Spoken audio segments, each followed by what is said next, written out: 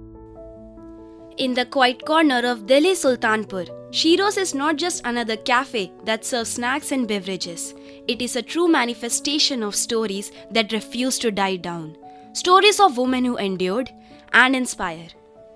Moving between the counter and the tables, handling cash, making drinks, serving customers, this is Jaya, an acid attack survivor performing her duties at the cafe run entirely by such brave hearts. यही कहना चाहूँगी कि खुद के अंदर विश्वास रखना होगा और कभी भी कोई भी घटना हो या किसी बात को लेके आप परेशान हो तो अपने बारे में कभी गलत मत सोचना, अपने बारे में पॉजिटिव सोचना और आगे बढ़ने की हिम्मत रखना। बाकी लोग तो है ही हैं सपोर्ट करने के लिए। After the first cafe opened in Agra in 2014, the Shiro's is now expanding into a restaurant chain, with 5 restaurants already present across the country and the 6th one set up to open later this month. Rupa, who is leading Delhi operations, says Shiro is not just a place where people come and eat, but they leave with empathy and inspiration.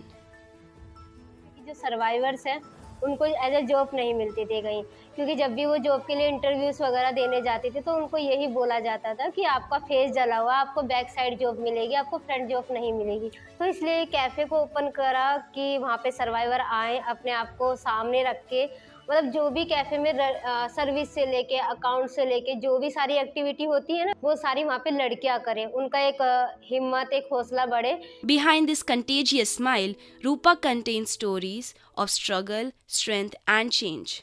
मैं UP Muzaffarnagar से belong करती हूँ और मेरे ऊपर attack 2008 में हुआ था, 3 अगस्त रात को 2:30 बजे, और जब उस समय मैं 13 साल की थी। और एसिड अटैक के बारे में मुझे कभी नहीं पता था, क्योंकि मेरे ऊपर जब अटैक हुआ था, रात में अटैक हुआ, अगले दिन शाम को 5 बजे जाके मुझे ट्रीटमेंट मिला, क्योंकि वहाँ पे किसी को पता ही नहीं था कि मेरे साथ क्या हुआ है। तो फिर मैं कंटिन्यू हॉस्पिटल में थी, मेरी फैमिली वाले मुझे देखने आते थे, सब यही बोलते थे कि कितनी अच्छी लड़की थी, देखो चेहरा जल गया, अब तो बेकार हो गई है।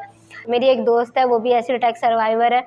फिर उन्होंने एक छोटा सा गेट टुगेदर रखा, उसमें 8 से 10 सर्वाइवर थी, जो कि दिल्ली की, कुछ आगरा की, अलग अलग जगह से थी।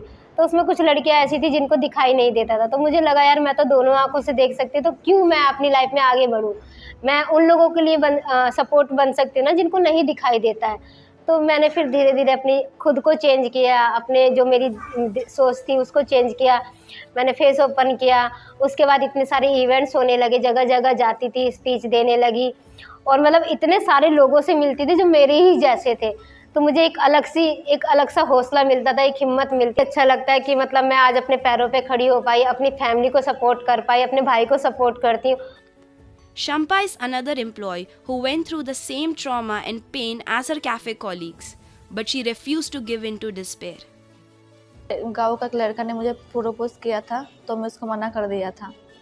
तो उसने उसके मना करने के बाद भी एक्सेप्ट नहीं किया था, वो मुझे डिस्टर्ब करने स्टार्ट कर दिया था। मैं जब स्कूल जाती थी, मैं ट्यूशन जाती थी, वो मुझे डिस्टर्ब करती थी। उसके फ्रेंड्स देकर बोलती थी कि उसको एक्सेप्ट करने के लिए बोल दो, ऐसे डिस्टर्ब करते थे। तो मम्मी पापा को बता दिया, बताने के बाद मेरे मम्मी पापा उसको बुलाया था, बुलाने के बाद उसको डांटा था। उसके बाद क्या हुआ था, 12/12/2016 रात 1 बजे उसने मुझे खिड़की से एसिड फेंका था। उसके बाद मैं 3 महीना हॉस्पिटल में एडमिट थे।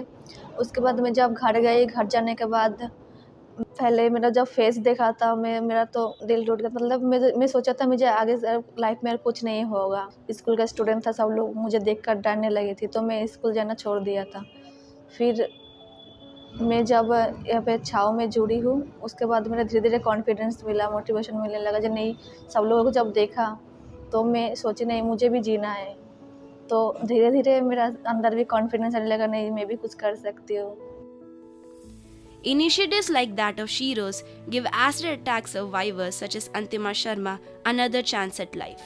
मेरे ऊपर अटैक सन 2023 में हुआ था, 11 जुलाई को, और रीजन ये था कि मम्मी पापा ने शादी देख रखी थी और लड़का अच्छा नहीं था, तो इसलिए कैंसिल कर दिया। तो इसी की वजह से उन्होंने मेरे ऊपर अटैक कर दिया। मैं कैफे गई लखनऊ वाले, तो वहाँ मैंने अपने फेस पहले कवर करके रखती थी, फिर मैं ओपन करने लगी। वहाँ जाने के बाद इतनी सारी लड़कियों को देखने के बाद मेरा हौसला मतलब बढ़ गया कि हाँ, जब ये लोग जी सकते हैं तो हम क्यों नहीं जी सकते हैं। Inside the cafe, there's a small souvenir corner. It features handcrafted items made by the survivors themselves. Every piece reflects their skill and effort, carrying their story of resilience. This International Women's Day, employees of Sheroes who were never destined to endure such sufferings have become a symbol of hope and strength, reminding us that resilience can rise even from the deepest pain. Happy International Women's Day!